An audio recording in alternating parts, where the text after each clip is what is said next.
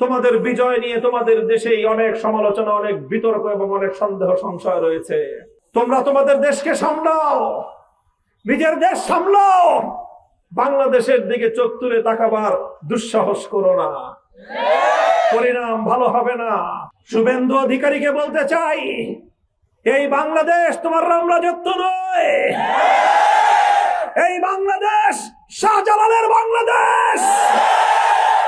এদেশের প্রতি ইঞ্চি মাটি আমার জায়নামাজের মাটি।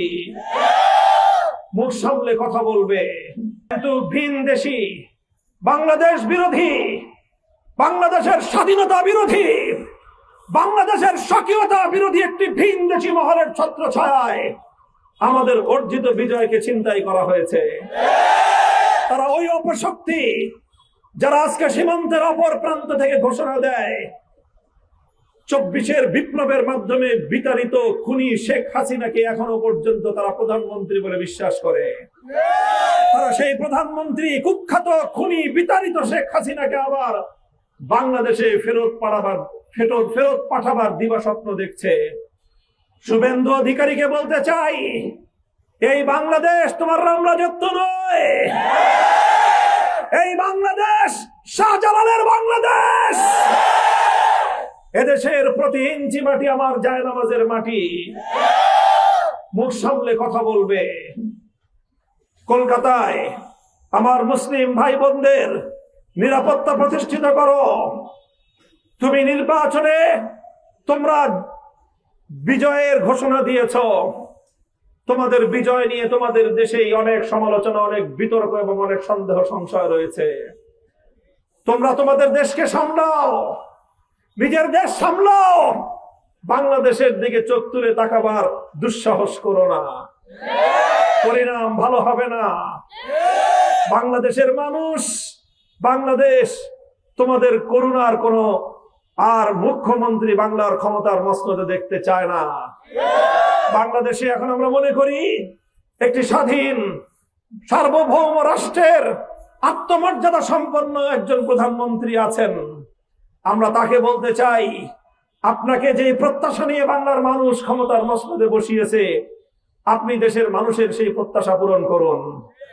সীমান্তের অপর প্রান্তে শুভেন্দু অধিকারী যেই বাংলাদেশ বিরোধী, বাংলাদেশের স্বাধীনতা বিরোধী, বাংলাদেশের আভ্যন্তরীণ বিষয়ে উস্কানিমূলক যে মন্তব্য করেছে, সেজন্য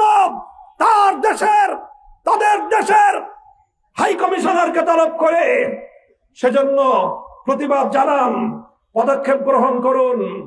তারা এখন ষড়যন্ত্র করছে সীমান্তের অপর প্রান্ত থেকে, পশ্চিমবঙ্গ থেকে মুসলিম নাগরিকদেরকে তাদের সেখানকার শত শত বছরের আদিবাসের জায়গা থেকে উৎখাত করে নাগরিকত্ব বাতিল করে কোটি কোটি ভারতীয় মুসলিমদেরকে বাংলাদেশে পুশিং করার ষড়যন্ত্রের তারা ছক আঁকতেছে।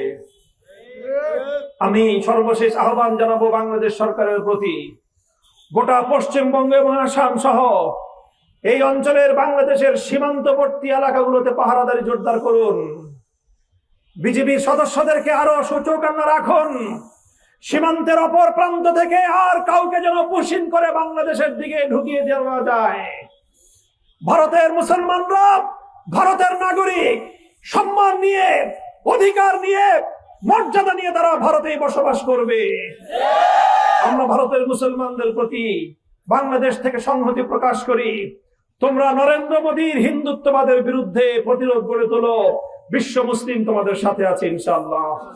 সংগ্রামী সাথী ও বন্ধুগণ, আগামীর সংগ্রামের আহ্বান জানিয়ে দেশ, জাতি, উম্মার পক্ষে বলিষ্ঠ ভূমিকা রাখার দৃপ্ত শপথ ব্যক্ত করে বক্তব্য শেষ করছি।